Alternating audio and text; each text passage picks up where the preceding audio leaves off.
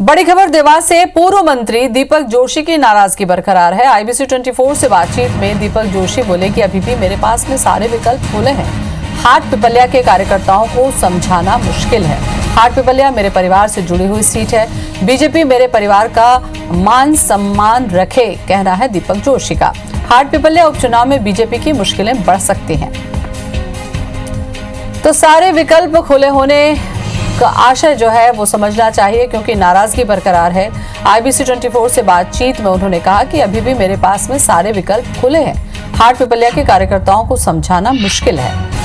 हाट पिपल्या मेरे परिवार से जुड़ी हुई सीट है। उससे बातचीत की हमारे संवाददाता दीपक ने। हाट पिपल्या विधानसभा एक बार चुनाव के लिए तैयार हो चुकी है और इस उपचुनाव में सबसे अहम भूमिका रहेगी हाट पिपल्या के पूर्व विधायक, पूर्व मंत्री दीपक जोशी जी की।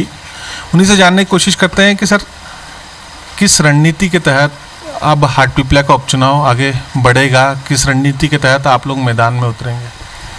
नहीं, यह परिदृश्य लगभग स्पष्ट तो हो गया है कि सिंधिया समर्थक जो आए हैं पार्टी में, उनको सबको पार्टी टिकट देगी। तो ऐसे दृष्टिकोण में प्रत्याशी तो लगभग तेज जैसा हो गया पार्टी का।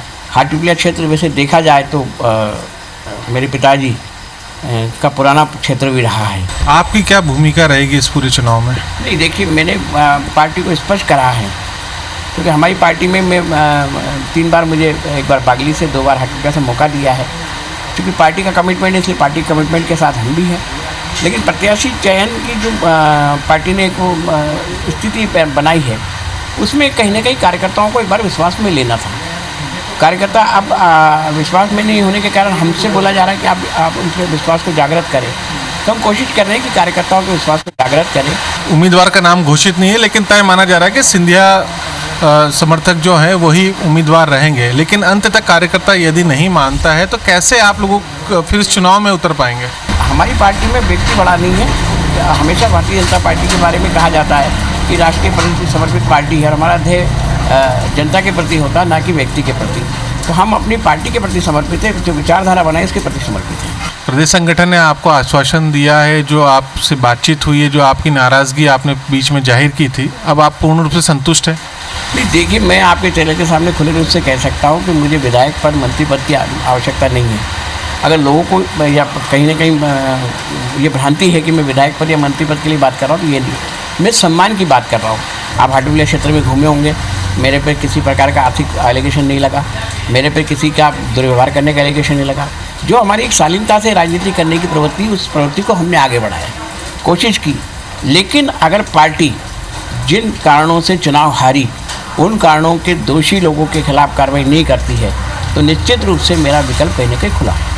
ये थे पूर्व मंत्री दीपक जोशी। इनका साफ तौर पर कहना है कि वो पार्टी कैडर के व्यक्ति हैं, पार्टी के लिए वो चुनाव में उतरेंगे, लेकिन कहीं ना कहीं पार्टी को भी ये समझना होगा कि जो उनकी महत्वाकांक्षाएं हैं, जो उनकी जनता की इच्छा है, उसके अनुरूप भी यहाँ पर उन्हें मान सम्मान दिया जाए।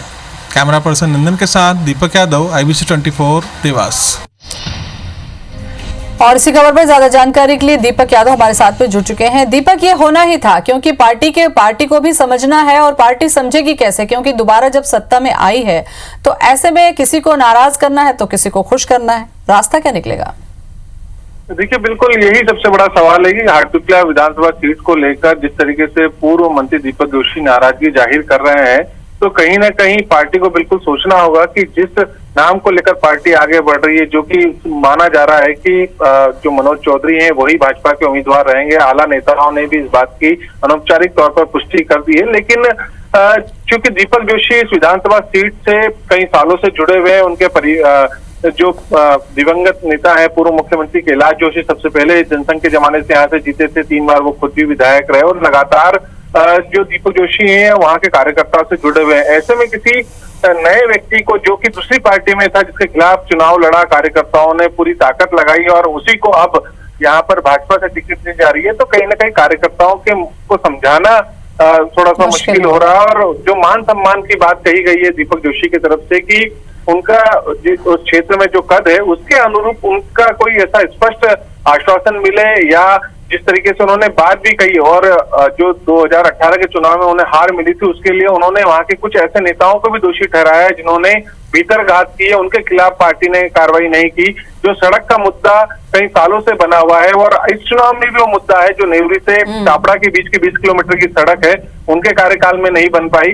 वो इस बार फिर से जिसकी वजह से 2018 में हारे थे, उस समय उनकी सड़क का उद्घाटन नहीं हो पाया। तो ऐसे तमाम मुद्दे जिसको लेकर टीस अभी भी बरकरार है। हालांकि भाजपा के जो वरिष्ठ नेता है राष्ट्रीय महासचिव कैलाश विजयवर्गीय से भी उनकी लगातार बैठकें हो रही है, मुलाकात हो रही है, लेकिन फिर भी अभी बर्फ पिघली नहीं है और कहीं ना कहीं ये टीस, ये नाराजगी आने वाले उपचुनाव में मुश्किल पैदा कर सकती है दीपक, क्योंकि बीजेपी के लिए उपचुनाव की एक एक सीटें काफी मायने रखती है और ऐसे में अगर दिग्गज नेता नाराज होते हैं, कार्यकर्ता नाराज होते हैं तो मतदाताओं पर भी इसका सीधा असर पड़ेगा।